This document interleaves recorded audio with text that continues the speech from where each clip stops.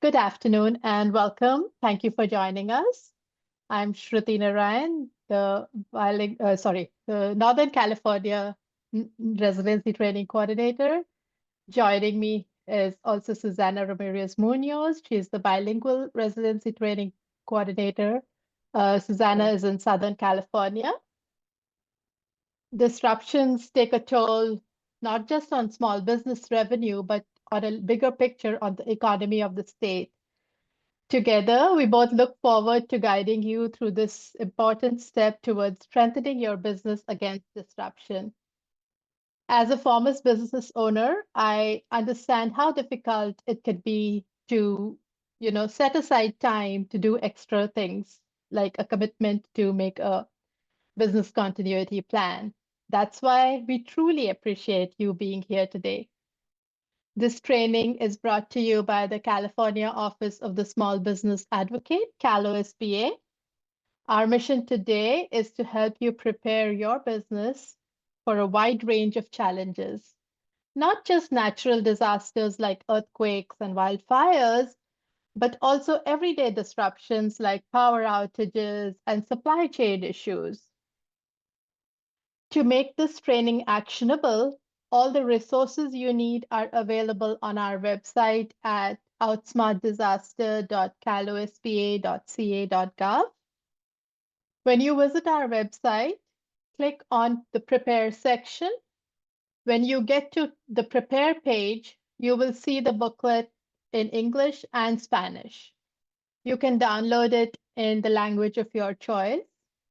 Also, if you prefer to fill out electronic forms, they are also available to download on the same site in both English and Spanish. So please let us know if you run into any problems. Let's get started.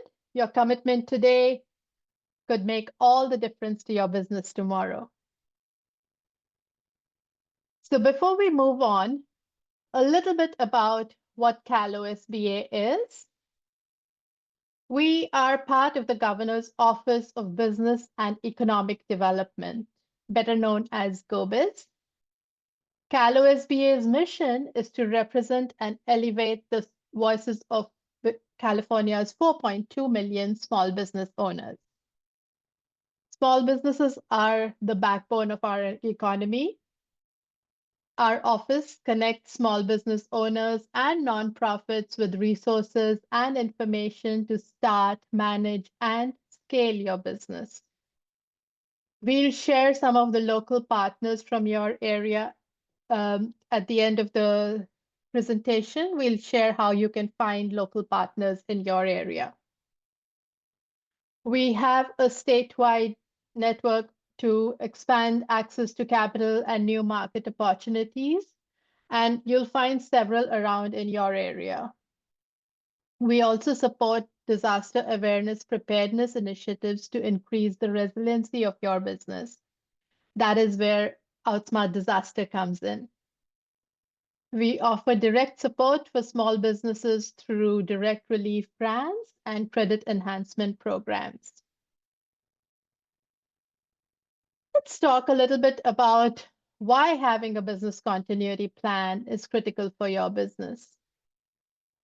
Did you know that according to FEMA, about 25% of small businesses close within 12 months of a disaster? That's a staggering number, isn't it? Is there anyone who wants to put in the chat why you think a business continuity plan is necessary?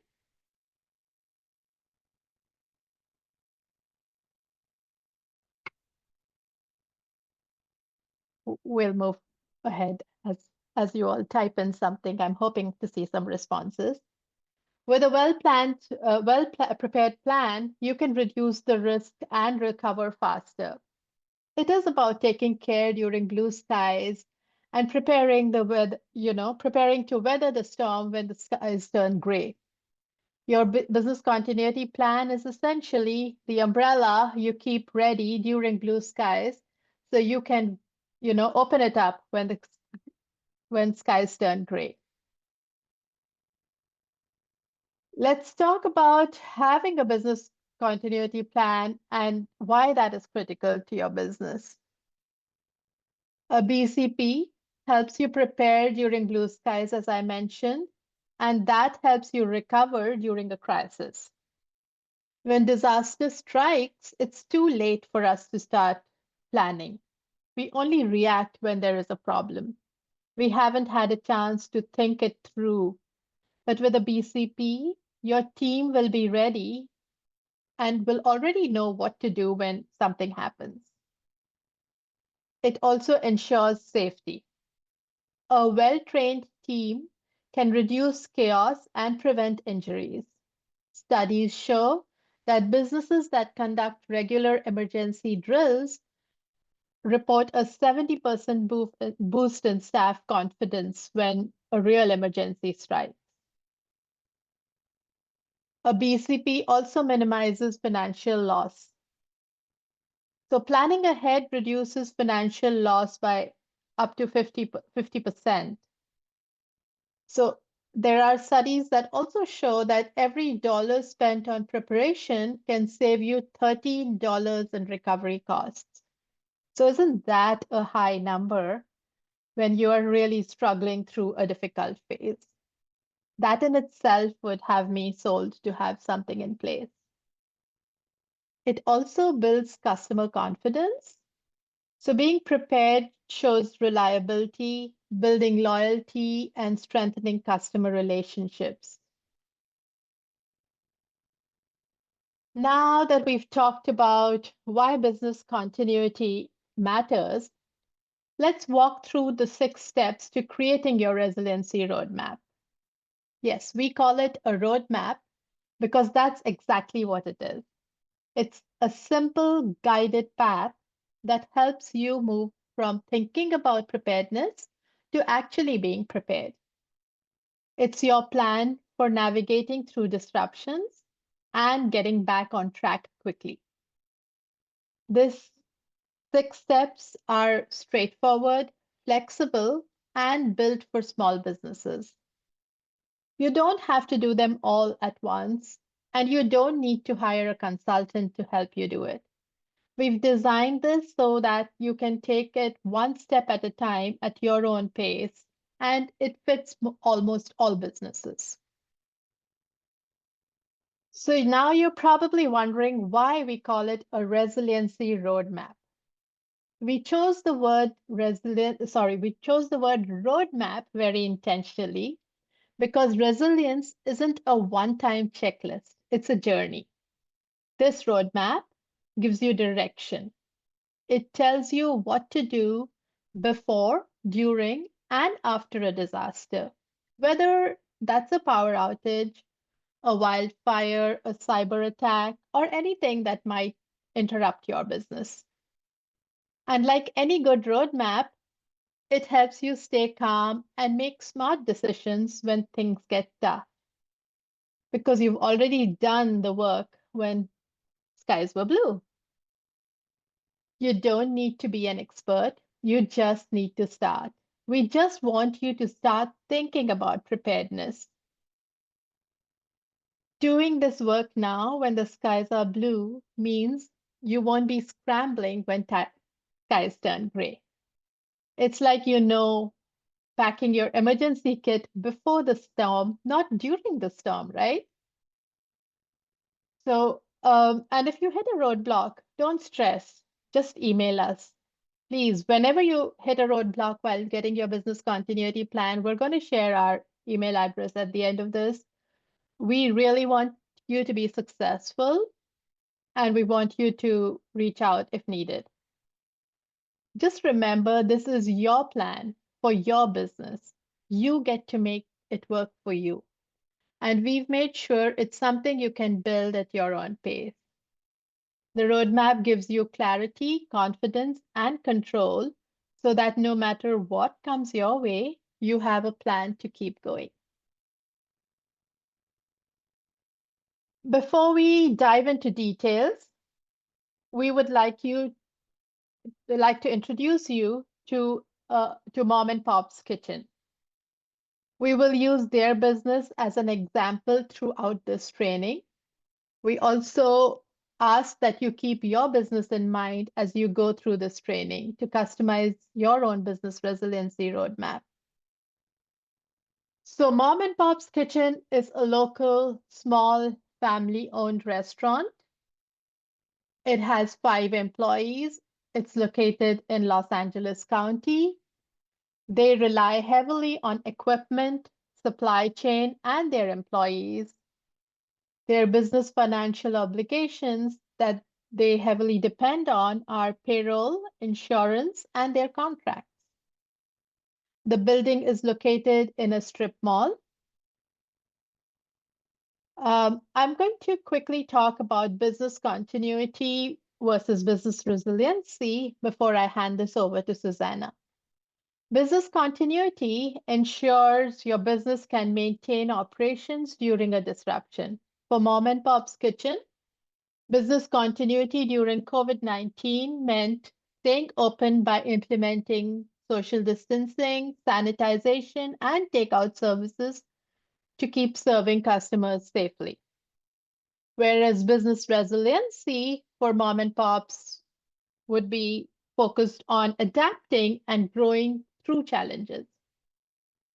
This could mean launching online cooking classes, offering meal kits, and partnering with local farms for fresh ingredients and finding new ways to thrive through the long run, right? I'll now hand it over to Susanna to go through the next part of it. Thank you, Susanna. Hi, thank you, Shruti, and welcome everyone. Thank you for being here today. So let's get started in customizing your business resiliency roadmap. So the first step is understanding the real risk to your business. For example, in your operations, you want to ask yourself, what type of hazards could interrupt business long enough to directly impact revenue? So California is prone to many different types of natural disasters. Each of California's 58 counties has its own distinct characteristics, challenges, and hazards. So when evaluating your risk, you should consider what are the potential threats to you locally. So there's natural disasters, as we know, flood, earthquakes, fires, extreme heat, severe weather. There's man-made hazards such as terrorism, cyber attacks, supply chain issues, um, and assess the impact of these disasters, how each risk could affect your operations, and you want to prioritize these risks based on likelihood and impact. So, for example, even though mom and pop's business is located in Los Angeles, if they rely on vendors from Central California, it's possible that their business will be indirectly impacted by business disruptions in other parts of the states. So when considering your potential threats to your business, keep the following things in mind. Where are your products and services made and sold? How do you normally receive supplies from your key vendors? And what are your most critical resources? And when businesses are trying to determine what threats they should prepare for, we encourage you to start with the following steps. Figure out what your risk is by reviewing the National Risk Index tool from FEMA. This tool will tell you what the risk level is in your county for different types of events. So this tool is available for everyone here. And we'll place the link on the chat, and let's do a quick demo just so I could show you how it looks and how it works. So here is the National Risk Index tool. You want to go explore the map. And since Mom and Pops is in Los Angeles County, let's look at how that looks. There we go, Los Angeles. And at the right-hand side, you'll see a risk index level, and you can see it's at 100%. So if we scroll down, we can see what types of hazards there is, and we have as drought relatively, low, but we want to focus on earthquakes, 100%, heat wave, 98, lightning, flooding. So here, this tool could tell you what types of hazards you should be preparing for or prioritizing. And then also find your local hazard mitigation plan. Your city has a local hazard mitigation plan in place and available on their webpage. A hazard mitigation plan presents a strategy for reducing the vulnerability of the city to the impacts of the hazard, and helps to prepare for those. In this document, they have already done much of the work for you, identifying what kind of hazards and how to go about those. It's a lengthy document, but it's very informative. And there's other potential human caused hazards that can be included in here, such as hazardous material release, terrorism, active shooters, civil unrest, and so forth. So we like to share all the resources when assessing your risk. Uh, there are some counties or cities that don't have a local hazard mitigation plan, then we can use the National Risk Index tool to determine those on your own. So once you have your risk, you can jot them down on Form 1 of the booklet and rank your threats by probability and severity to get a total. Based on the total, you get anywhere from 17 to 25. You will need to prioritize those first. So mom and pop would add a 5 under probability and a 5 under severity under earthquakes, since they're in LA County, and we saw at the National Risk Index that it was fairly high, so that's what they're preparing for. So this will let them know that they need to prioritize and prepare for that. And there's times when your business has a unique risk, for example, being near a train track, or if your business uses any dangerous machinery or resources like a toxic chemical that could cause serious harm, you would want to put that as well on there. And you could also find these links and resources on our Outsmart Disaster page. So question, what are some of the unique risks um, your business has? As you are thinking about these risks and writing those down, what are some unique risks your business has? It can also be short term, like a road closure on your street, and how are your clients going to reach you? So just keep those things in mind as you're jotting them down. Um, so now that we assess our risks, let's talk about creating a communication plan. Effective communication is crucial during a disruption. During and after a business interruption, you will need to reach out to your employees um, before you can get your business back up and running. So it's important to collect your employees' contact information as soon as possible. So what kind of contact information should I collect from my employees? Effective communication, again, is crucial during a disruption. So to create a communication plan, you can use Form 2.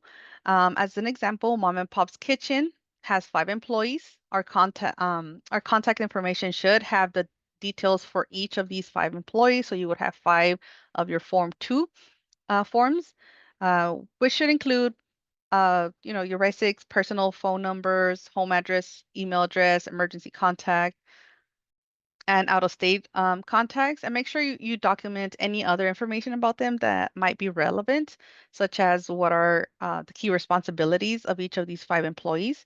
Who is the assigned backup for each person? Does this person have any special skills or certifications? Does this person need any accommodations?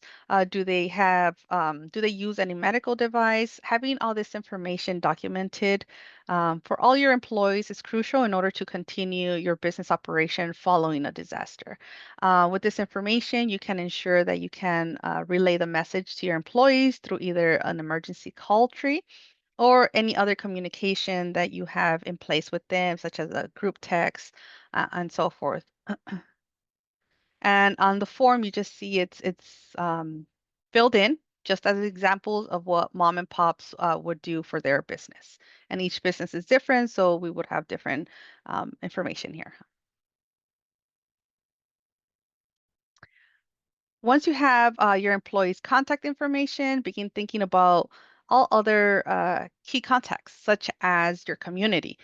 Get to know your community. Every time a major disaster takes place, data has shown that before any comes in, the community stands up for each other. Take the time to get to know the resources available in your community and identify the resources that would be available to you.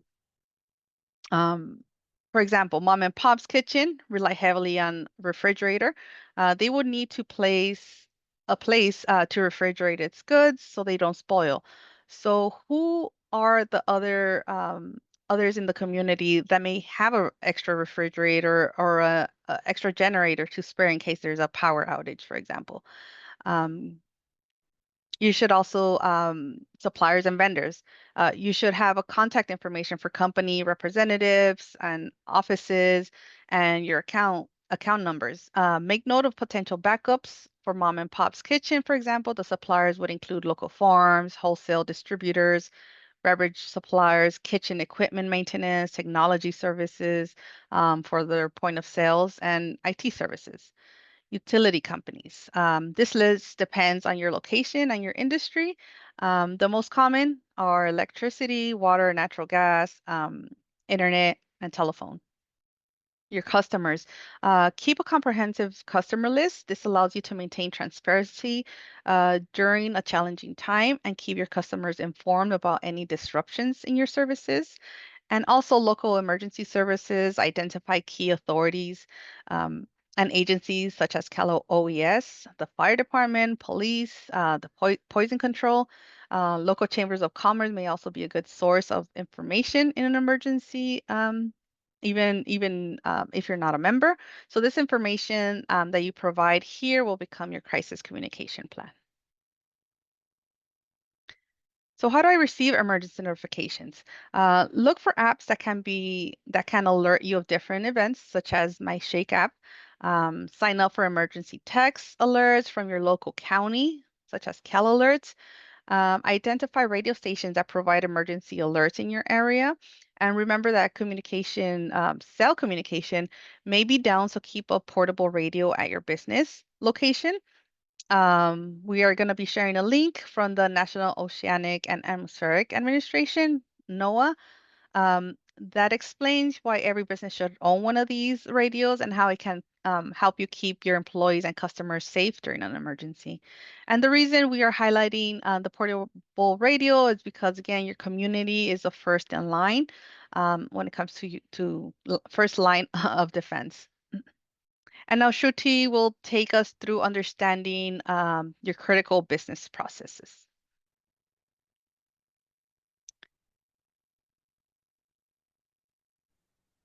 Thank you, Susanna. No one knows or understands your business better than you. This stop on our roadmap is taking that knowledge and pinpointing what really keeps your business going. What are the critical processes? What services or products bring you revenue? And what keeps customers coming back? Once you identify those key operations, we'll help you think through practical backup plans to keep them running even through even through a disruption, because if you can continue delivering even part of what you do best, you can keep revenue flowing, protect your team, and bounce back faster. It's not about fearing the worst, it's about protecting what keeps you moving forward, or getting you at least some revenue should there be a crisis.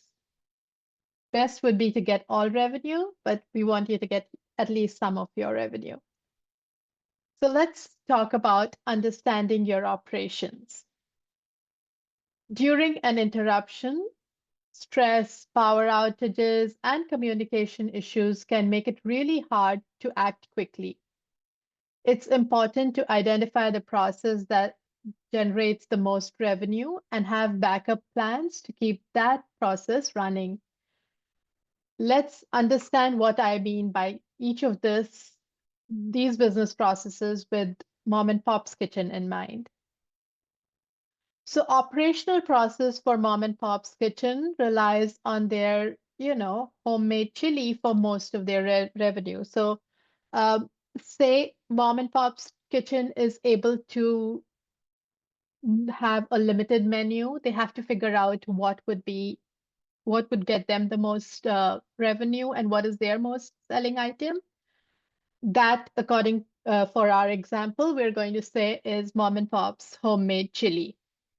So the key processes involved to produce this include sourcing ingredients, preparing the dish, and serving customers. We also have to look at backup suppliers and methods to ensure that they can keep selling this product to get revenue. Sales process for this would be the restaurant gets sales from local word of mouth, catering, and direct customer interaction. So keeping these channels open during disruption helps maintain cash flow. For your business, we want you to think about lead generation, negotiating, and also sales, how that happens. What are supporting processes? Behind the scenes tasks like staff scheduling, accounting, equipment maintenance are all crucial, right? Ensuring quick fixes and smooth operation keeps things running more smoothly. So for your business, think HR, accounting, IT, and supplies. What management processes keep us going? Strategic planning and budgeting need to continue. Even if revenue drops, owners should have a plan in place to allocate resources during tough times. Some processes are tied to specific obligations. They could be legal, so you have to stay compliant for mom and pop. They have to stay compliant with health and safety regulations. There are contractual processes. They have to fulfill catering orders to avoid penalties.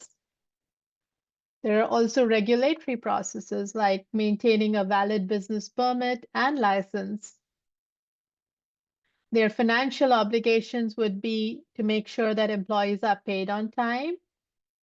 So by documenting and prioritizing all of these processes ahead of time, you'll be able to manage what's more critical when there is an interruption. You'll know what exactly to do.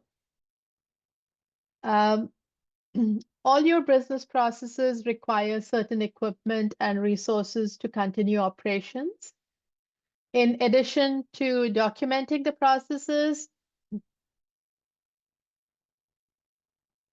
we also should be documenting the equipment. So focus on the specific equipment needed to perform the process that you just identified. Document the make and model of each piece of critical equipment, where it was purchased, replacement cost, whether it can be replaced or it can be repaired. You should, kind of know that too. Vendor contact information for that equipment, warranty information, etc. So some of the equipment mom and pop's kitchen may need would be stove, an oven, a fryer, a refrigerator, and freezer. So we've documented all that down for mom and pops. You also want to document your IT equipment. In today's day and age, no matter what the size of your business, you'll likely use IT equipment in your day-to-day operations, even if it's just a cell phone and a laptop. So create an IT technology plan for your equipment that document all critical hardware, software that your business uses, include model numbers, warranty information, technical support contact numbers, etc. Also include key account information and license agreements for software applications in case you need to reinstall software. So for mom and pop, this would include their cash register and laptop for some of their online orders. Vital records are also critical to your business's survival. So you'll need to ensure that the certain vital records are protected by securing them in a waterproof, fireproof container, but also make sure they are also easily accessible. Some examples to include in your vital records would be tax receipts, insurance policies, bank account information, your deeds, emergency plans, employee contact lists, policies, and procedures. Maybe there are articles of incorporation, personal and customer records, etc. I want to talk a little bit about the 3-2-1 rule. So for all of your business continuity planning documents, you have to consider storing them in 3 places. Back up all your records using this rule. 3 copies, maintain 3 copies of your data, 1 primary and 2 backup. On 2 media types that store backups on at least 2 different media types. Hard drive, cloud storage. We do recommend cloud storage in today's day and age.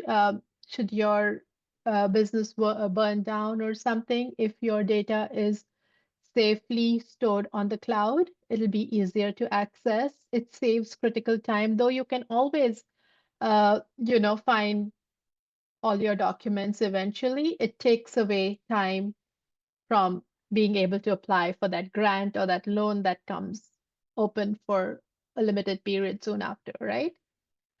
The third thing is always store 1 copy off-site.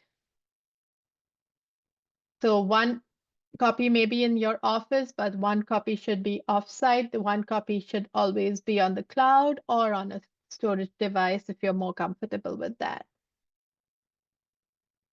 So now that we have assessed our risks and have taken a good look at the internal operations of our business, we can plan for what to do if the worst happens. Let's look at stop 4 on our roadmap. This will be our hazard mitigation plan. Although no one can prevent these events from happening, you can invest time and resources into mitigation actions when the skies are blue, and that can help make sure your businesses can continue operations. So now that we've assessed all our risks and have taken a good look at our internal operations, let's now look at what Form 8 is all about. This will be our hazard mitigation plan. Although no one can prevent these events from happening, you can invest time and resources into mitigation actions beforehand. Form 8 can guide us in hazard mitigation planning. We'll leverage FEMA's research-based resources to do this. When planning, consider special building features. Every business has unique requirements. For example, mom and pop's kitchen needs cold storage. If their strip mall has another location with cold storage, they could use it as a backup during emergencies. So knowing that beforehand really helps. Consider inventory.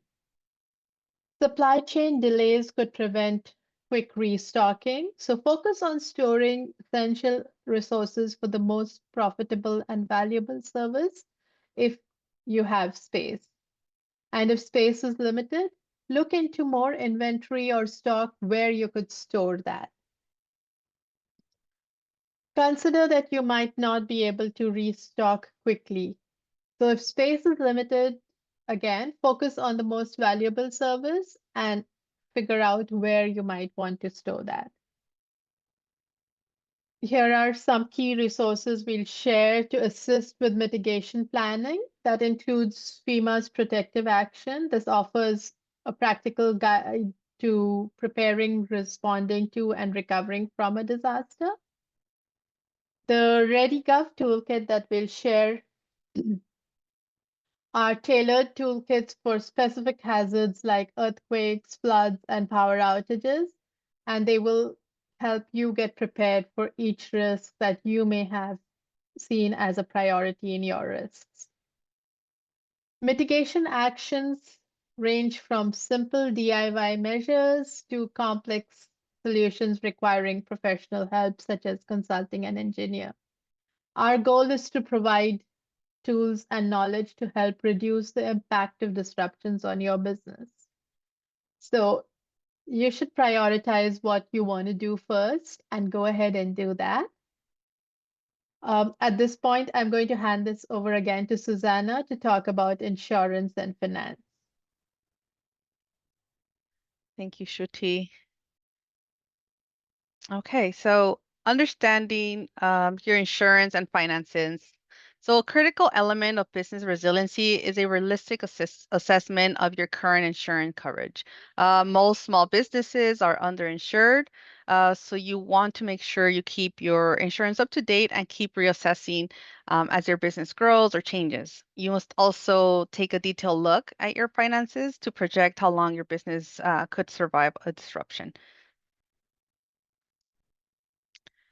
So how do I assess my current level of insurance? All businesses should review their insurance coverage at least once a year. You should do it more often if you're in a high risk zone or if you have made any major changes to business operations. Talk to an insurance broker. They should be able to keep you up to date with your insurance coverage. We will also provide in the link a link in the chat to the Small Business Insurance Guide. This guide informs you of different types of insurance you may want to consider, and we'll go over common terminology used in the insurance industry. So, the Department of Insurance has an outreach team that helps business owners understand the insurance coverage available to them. And financial preparedness starts with knowing which obligation takes priority, which bill needs to be paid first. For example, your payroll, your insurance are high priority because if you don't pay your insurance, it lapses, and then if you don't pay your employees, they're not going to show up for work. So having an emergency fund will be your financial safety net. Establish an emergency cash fund or a line of credit to ensure access to these funds when needed and calculate how much money your business will need to survive a 3, a 10, and a 30-day shutdown. Assign someone trustworthy to have access to it and decide how the money will be used in specific scenarios if you're not available. And in addition, consider alternative payment methods like cash. In case a debit or credit cards do not work during an emergency, you have that cash as a reliable form of payment. Also consider a backup payroll plan to continue to pay your employees. Backups such as a secondary vendor or a cloud-based system or even a simple checkbook in hand. This is necessary in case you lose your computer and you don't have access to the internet. So use Form 9 to help you evaluate your insurance and finances. Document it all here. There's a checklist there for you as well, just to simplify the process. The form will help plan cost management, understanding your risks, and identifying potential financial consequences of various disruptions. Allows for informed planning and budgeting for these emergency expenses. This form will help you evaluate what proactive measures you need. For example, prioritizing financial obligations, developing a plan to prioritize essential financial commitments during a disaster, and payroll consideration. We had mentioned exploring a cloud-based payroll system for uninterrupted service. Plan how long you can continue employees on the payroll during a disruption. When it comes to disaster recovery and financial records, having a well-organized financial system streamlines the application process for disaster loans. So should you need them in the future, and if you do lose documentation, there are state agencies that can help you get copies of those. Look into your financial implications of your business processes. Revisit the prioritized business process. Um, are there any financial obligations associated with these processes? Develop plans to fulfill these obligations and how you will be paying for those. And again, use Form 9 to document all this. By taking these proactive steps, you will build a robust financial shield for your business and recover and open quickly. So how can you get disaster assistance? So before we start talking about disaster assistance, we want you to know first that you play a huge role in getting resources to your area. Resources are not released until there is enough data of damage of property loss. So if a disaster does occur, Make sure you report any damages to your local county government and emergency personnel. A federal disaster is only declared when there is a significant amount of damage caused by the event. Your local government reports these damages to the state. The state then asks the president for a disaster declaration. So hence, reporting your damages is critical to helping your community. So once a disaster is declared, this opens up funding to help businesses get back up and running. Some of that funding comes from the Federal Emergency Management Agency, FEMA, as individual assistance, which is designed to help disaster survivors with basic critical needs, such as a safe, sanitary, and functional place to live while survivors look for a long-term or permanent housing solution. FEMA should be your first stop. Complete their application and then apply for SBA loans, the Small Business Administration loans. And you can use those for losses not covered in by insurance or funding from FEMA for both personal and business, and also business operating expenses that could have been met had the disaster not occurred. There are various types of SBA loans. There's a physical damage to repair physical damage caused to your facility, the SBA economic injury for economic losses you have experienced related to the disaster. And there's also the SBA mitigation assistance. And then here you have the option when you get an SBA loan to increase that loan by up to 20% for specific purposes of hazard mitigation. So not only will SBA help you get the funds to rebuild after a disaster, they will help you get the funds you need to prevent your business from future disasters. So in addition, there's also the U.S. Department of Agriculture as an emergency farm loan, which helps eligible farmers and ranchers rebuild and recover from sustained losses, and it mostly applies to tornadoes, floods, and droughts. An important note I would like to point out also, because of these funding programs require you to to apply and submit various financial statements for your business. We highly encourage everyone to do their best to make sure you monitor your credit score and ensure you are filing your taxes to help you qualify for funding. So because both can impact your ability to secure disaster assistance. So to quickly put it all into perspective, let's use mom and pop's kitchen disaster as an example uh, of the next steps to take. So let's say a scenario is a major flood. It hits Main Street where mom and pop's kitchen is located. The restaurant suffers significant damage to its kitchen, equipment, flooring, and furniture. So the first step they take is to report the damages. First, make sure, well, first and foremost, ensure that everybody is safe. That's priority. Safety first. And then immediately after, mom and pop call the local emergency number to report flooding, damage to the restaurant. They provide details about the extent of the damage, and they take photos and document everything. Um, and then they report the damages to their insurance by opening up a claim. As a follow-up, mom and pop stay informed by checking local news and government websites to see if if their area qualifies for federal disaster assistance. And if it does, then next thing they apply for assistance. Once a disaster is declared, mom and pops complete the FEMA's individual assistance. While this program might not directly cover business losses, it can help with temporary housing. Um, if theirs cannot be occupied due to the flooding, then after that, then they apply for SBA disaster loan, knowing FEMA might not cover everything. Mom and pops prioritize applying for an SBA disaster loan. They gather all their financial documents, like a tax return and damage estimates. They then look at into the loan purpose. They specify needing funds for both physical and damage to repair the kitchen equipment and the flooring, and economic injury, the loss due to the closure. And they consider the increasing their loan by 20% due to the mitigation consideration. So preparation is key. Again, they look at their credit score. Mom and pop understand the importance of it. So, they just monitor it regularly, and they file their taxes and they're up to date with it. And additional resources. Mom and pops can also check with their local small business development centers, SBDCs, for further guidance and support in navigating these disaster assistance programs. And by following these steps, Mom and Pop's Kitchen will be well positioned to assess um, uh, access the sources they need to recover from the flood and rebuilding their business.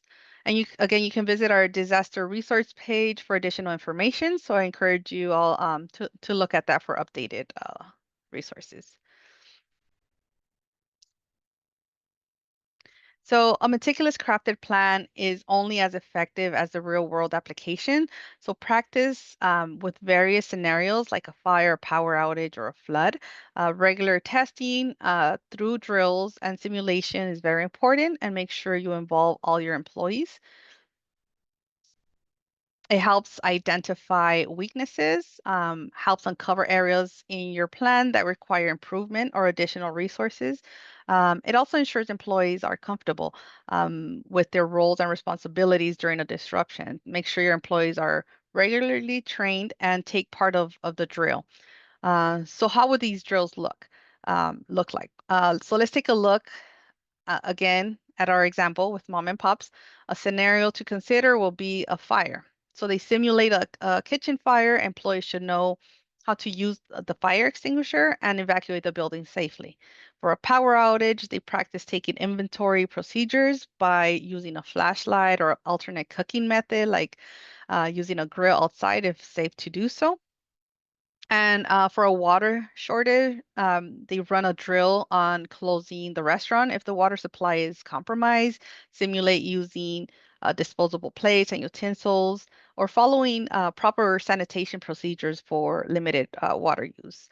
So by running these drills, Mom and Pop's Kitchen can identify weaknesses in their plan. And for instance, for the fire drill, they might reveal that they need additional fire extinguishers or a clear evacuation routes and display them in a place where everyone can see those. And also, I will add, we'll share a link in the chat for additional model programs and sample plans from CalOSHA, the California Division of Occupational Safety and Health, that you can use with your employees. So what should you keep in your business emergency kit? So in addition to your basic emergency supplies, such as the water, batteries, and the food, etc., keep all your business continuity forms we discussed here and all your documents that go with it, such as your equipment manuals, your critical documents, your photos, receipts of your equipment. Also, your cash reserve, it's important to update your plan every 6 months or every time there's a major change to your business operation. And when you are impacted by a disaster and you're under gray skies, please remember there may be state or federal agency who will also provide support during a disaster time. For example, the Board of Equalization, you may be eligible for property tax relief, Department of Tax and Fee Administration. You may request an extension and relief from penalties. The Department of Insurance may seek guidance on insurance dispute and how to file a complaint. And Franchise Tax Board, taxpayers may deduct a disaster loss for any loss sustained by a disaster when it's declared a state of emergency. And again, we have all this information in our disaster resource page. So if you're not able to click on it now, you could always go back and do that on our page. Don't go at it alone. Our Scale Network partners are here to help. Let us connect you to a trusted business advisor ready to support you. No cost one-on-one consulting and a pathway to funding and a low-cost training of every aspect of your business. Some of those partners include the SBDCs, Women's Business Centers, Apex Accelerators, Veterans Business Centers, and you can go to our website at calosba.ca.gov and customize the search depending on what services you're looking for and your sector throughout the state. Here you see picture of the state of California, and we have 169 partners within throughout California, but you could specify for your specific location or language or sector. So please go on there and look for your closest partner. And with that, congratulations. By joining us today, you have completed your customized basic BCP. Make sure it includes all the checks and keep it up to date. Ensure all your components of your BCP work seamlessly and that you continue to improve it. If in the process of fine-tuning your BCP, you have any additional questions, please reach out to us, the resiliency team. We are here to help you. We would love to hear from you once you have completed your resiliency roadmap and feature your business as part of our resilient business series. We want to recognize and celebrate the businesses that are taking the lead in preparedness by completing your resiliency roadmap. You're not only protecting your own operations, you're contributing to a stronger, more resilient local economy. Once you have completed the roadmap, we'd love to feature you on our websites, on our social media posts, or future workshops as a local resilience leader. And it's great. It's a great way to showcase your forward thinking and mindset and also to inspire others. And all you have to do, it's simple, just send us an email saying you have completed it and we'll take it from there. This isn't about a pass or fail situation. It's just about starting your plan, owning your preparedness journey and getting recognized for taking action. Our goal here is to build a network of businesses who are ready for anything, for any disruption. You've started that today, and we can't wait to highlight your business as a resilient business. So thank you again for your time. If you can, please scan the QR code, take a moment to fill out our survey. We really appreciate it. Your feedback will allow us to continue to improve this webinar. And the most important thing for Cal OSBA is that small businesses are all better prepared and resilient to survive the next disaster. We encourage you to spread the word and to other businesses and nonprofits in your community and become resilient together. On behalf of my colleagues and I at Cal OSBA, I want to thank you again. If you have any questions, please put them down on the chat. We could stay for a few minutes to answer any questions you may have. Thank you very much. I don't see anything at this point. Let me see. Do you see any, Shruti, that I might have missed in the chat?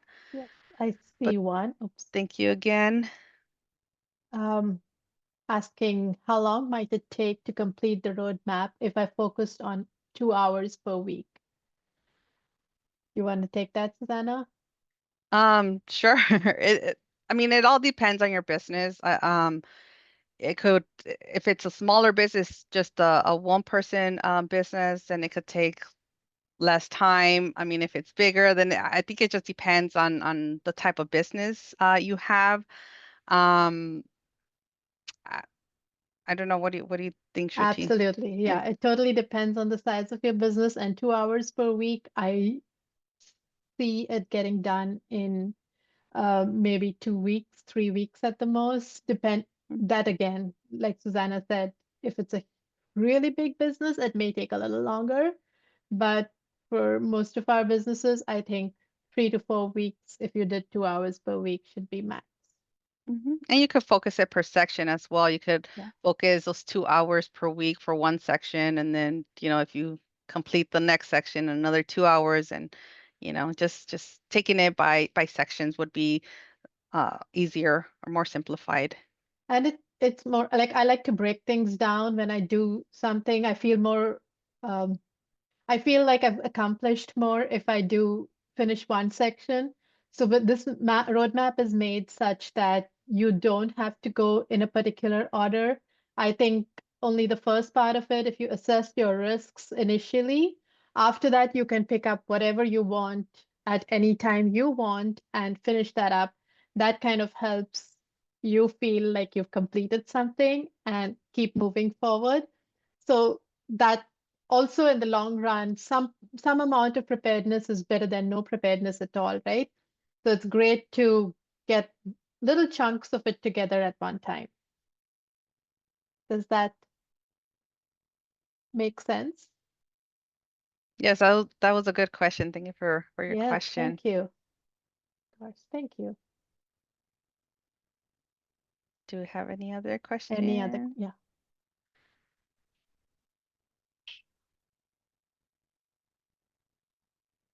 I think we're good. I think Thank you that's so okay. much, everyone. And we're always available. We have our email addresses. So if you get stuck or any other additional questions, then definitely send us an email and we'll make sure to answer that. Yes, we're totally rooting for you. We really want you to finish this. Thank you, everyone. Thank you.